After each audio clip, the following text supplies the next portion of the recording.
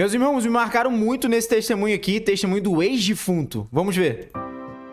Eu, menino, num culto de domingo, nosso pastor lá no meio do mato dizendo: irmãos, terça-feira ninguém falte, porque nós vamos estar recebendo aqui na igreja um ex-defunto. Ex-defunto. Terça-feira a igreja entupiu de gente. Interior. Eu cheguei na igreja às 5 horas, sentei bem na ponta, falei: eu quero ver o defunto. Quando o pastor chegou na igreja com um defunto do lado dele, o homem está parecendo um defunto de verdade. Era magro, alto, com a Bíblia aqui no peito, terno preto, gravatinha preta, camisa branca, calvo, meio de bigode. Quando ele foi entrando na igreja, foi dando uma coisa na gente. Eu, moleque, morria de medo de tudo, de assombração, de dormir com a luz acesa. Quando eu vi o homem, eu falei: meu Deus, o defunto está andando dentro da igreja.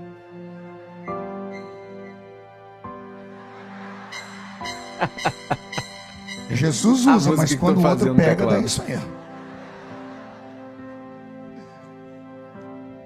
O pastor não conseguiu saudar a igreja direito. Nosso pastor ficou tão ansioso que não leu o texto direito, não pediu para ninguém cantar. Irmãos, vamos ouvir logo o nosso convidado. Aí o convidado pegou o microfone. Ele ajeitou no microfone, tinha aqueles negocinhos aqui. A gente não podia tirar o microfone do púlpito ainda naquela época. Ele deu uma olhada para a igreja, mas sabe aquele olhar assim que ficava no negócio, dava arrepio na alma da gente? E eu embaixo falando: meu Deus, o defunto está me olhando. E moleque, 13 anos de idade, no meio do mato, puro. Aí aquele homem enfiou a mão no bolso, Eliel, e tirou um papel todo amarelado, desdobrou e disse: isso aqui é o meu atestado de óbito. Está aqui assinado pelo doutor tal, tal e tal. E ele passou para o presbitério aqui olhar. Depois que foi até lá e voltou, ele perguntou: é verdade, senhor? Está aí a data? O pastor disse: tá. Ele enfiou a mão no outro bolso e tirou uma foto em preto e branco de um homem deitado num caixão, com algodão no ouvido. E foi: essa foto sou eu. E depois eu vou explicar para vocês quem foi que tirou essa foto de um defunto. Meu E Deus. ele passou a foto. A igreja entrou em transe. E ele disse: meu nome é João de Oliveira. Eu morri. Tinha um tumor na cabeça, estourou o tumor, eu morri. E fui para o céu. Quando eu cheguei na porta do céu, estava Jesus, sorrindo para mim, me deu um abraço, não falava nada e também não me deixava entrar. E ele disse, e eu falei: Senhor, aí é o céu? Ele disse: é. Posso entrar? O Senhor disse: não. Por que eu vou para o inferno? Não. E por que eu não posso entrar? Olha para o chão. Quando ele olhou para o chão, abriu um buraco, e o buraco deu dentro da casa dele. Uma casa de chão batido, um caixão na sala, no canto uma cadeira, uma senhora sentada na cadeira e 14 crianças ao redor. Ele disse: eu olhei e vi minha mulher com meus 14 filhos. Abriu a porta e entrou o nosso pastor, camisa amarrada até aqui, bengalinha e chapéu. O pastor entrou, cumprimentou os poucos irmãos que estavam na casa, olhou o defunto e foi falar com a minha mulher. Ele disse, quando chegou perto da mulher dele, a mulher dele disse assim: ô pastor, pede para Jesus devolver o João. Eu tenho 14 filhos para criar. Meu Deus. Como é que eu vou fazer? Ora para Jesus trazer meu marido de volta.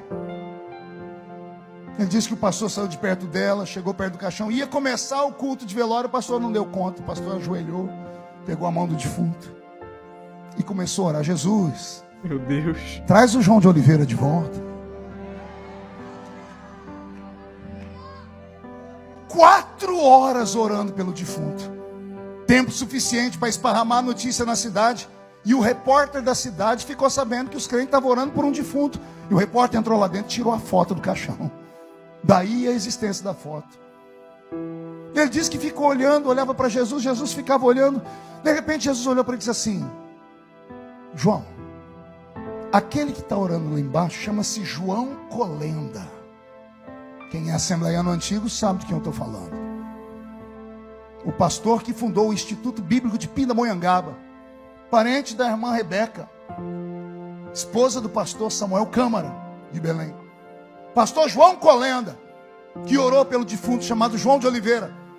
E depois que voltou dentre os mortos, escreveu um livro chamado Milênio, editado pela CPAD aqui no Rio de Janeiro. Milhares de crentes no Brasil ouviram esse testemunho e eu ouvi em loco. João de Oliveira disse que olhou para Jesus, Jesus falou: João, vamos fazer o seguinte, outro dia você volta.